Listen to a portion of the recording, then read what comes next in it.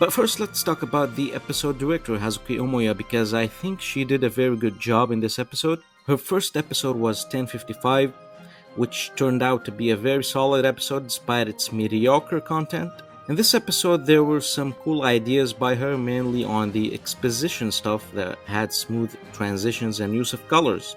For example, the Vegapunk invention and later the Kuzan vs. Akainu narration. However, I would be lying if I said the pacing was ideal. Hibari and Kobe ran for too long before Kuzan appeared, and the reactions of the mobs lasted too long at the beginning as well. But I don't think the pacing is offensively bad. It's for sure passable. One of the absolute best things about this episode is the appropriate use of music. Not only the soundtracks chosen, but also how they perfectly synchronize to an insane degree.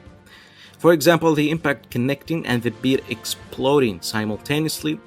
The moment the beat reaches a certain point Garp acts, it adds so much epicness in my opinion. The highlight outside of Galaxy Impact is the end of the episode with the build-up of the flashback.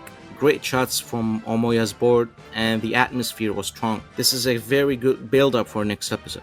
The director of photography Naoyuki Wada was present on the main attack, and my god, the compositing was stunning. This is no surprise considering Wada was in charge of some of the greatest moments in the anime. His touch amplifies the visuals in more ways than people realize, especially when the animation is this good. Some of these shots belong to the museum, bro. Now let's talk about Ishizuka's storyboard for Galaxy Impact. Some people have said it was too much, and I agree.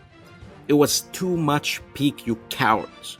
Moments like these are born for Ishizuka, the insanity of the scale, the earth-shattering impact, the rawness in every idea this man comes up with. It's something that makes me grateful that he shifted his focus towards storyboarding.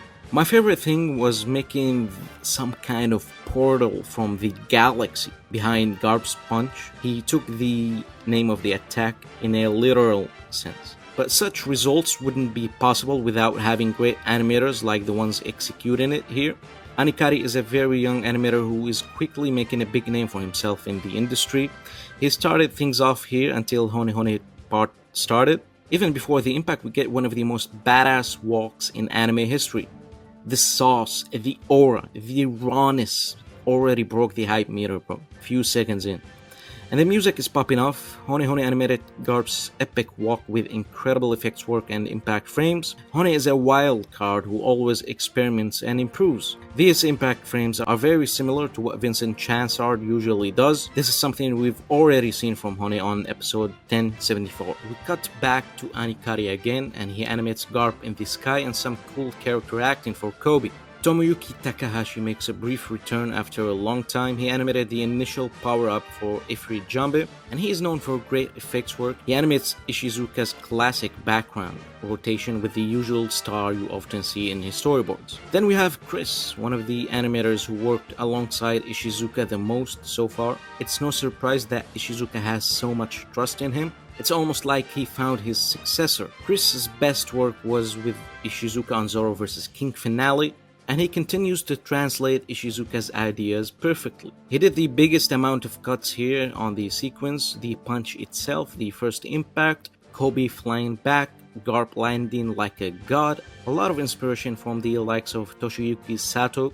I get a headache just seeing the amount of things Chris had to animate, from effects to debris to background animation. It's crazy. And of course, Vincent Chansard casually delivers some of the best background animation and effects. I just love how smoothly he was obliterating the city and everything was melting with his classic background rotation animation. Lately, it feels Vincent is taking a little step back from the spotlight, animating explosions or short scenes for the giants. So I hope he takes major spotlight soon on his own pace. Surprisingly, we didn't get Vincent animating Shanks or Garp themselves when he was a fan fave to do that. Maybe there's still a chance in upcoming episodes. It's not even over. We got even Shida appearing immediately and doing nearly 2 minutes. He even made Helmeppo look good.